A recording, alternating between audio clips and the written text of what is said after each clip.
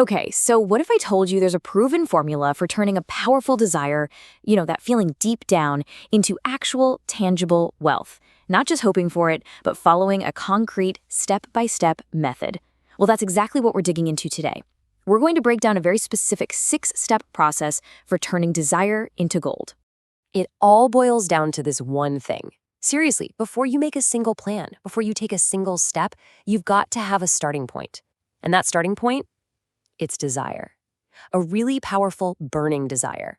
Think of it as the fuel, the spark that ignites every single great achievement, whether it's a tiny startup or a massive fortune. And if you want a perfect example, look no further than Edwin C. Barnes. This guy literally hopped a freight train to get to Thomas Edison's laboratory. He showed up looking, in his own words, like a tramp. He had zero money, zero connections. All he had was this one single, all-consuming desire. He was going to be Edison's business partner. That's it. And this is the absolute key, right? What Barnes had, it wasn't just a hope. It wasn't a wish.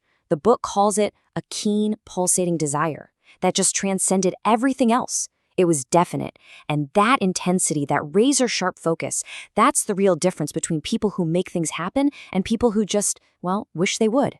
It's the secret ingredient you have to have from the very start. Okay, so here's how we're going to break this down. We'll start with the starting point of all achievement, then get into the 6 practical steps. We'll look at how to define your purpose, how to program your mind for success, and finally wrap up with why this whole method is so important. All right, let's get right into the heart of it. The 6 practical steps.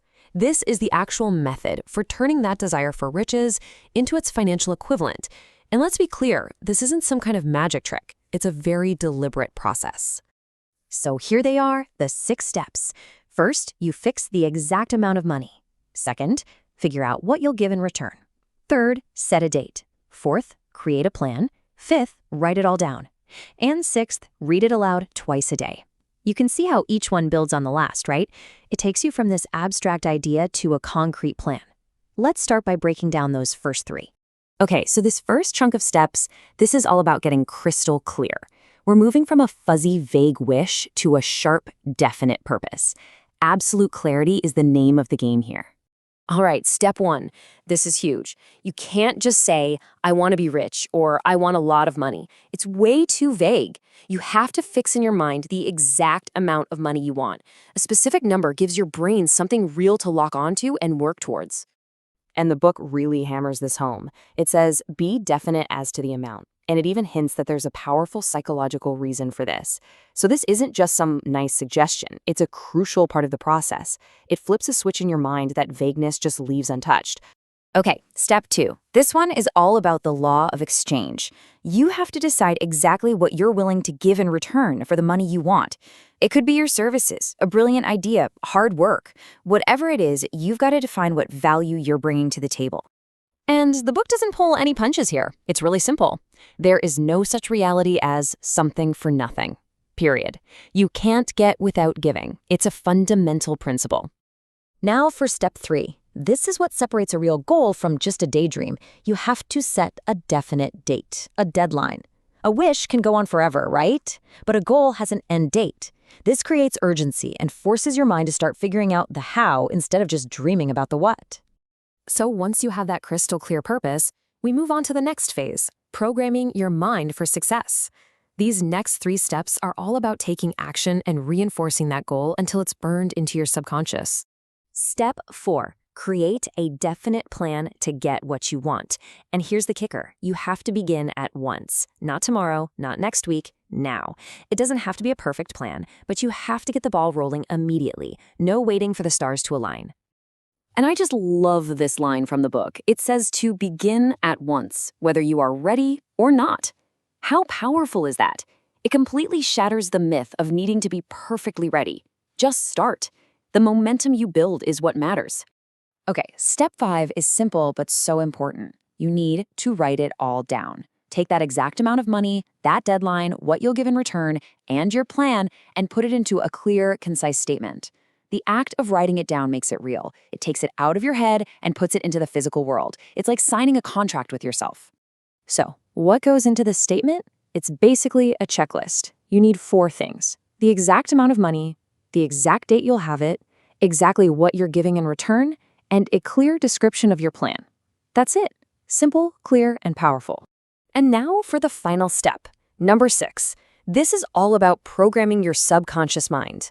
You're going to take that statement you wrote down and read it aloud, twice every single day. Once right before you go to sleep, and once as soon as you wake up in the morning. It's all about repetition. But here's the secret sauce to making this work. You can't just read the words like a robot. The book is very specific.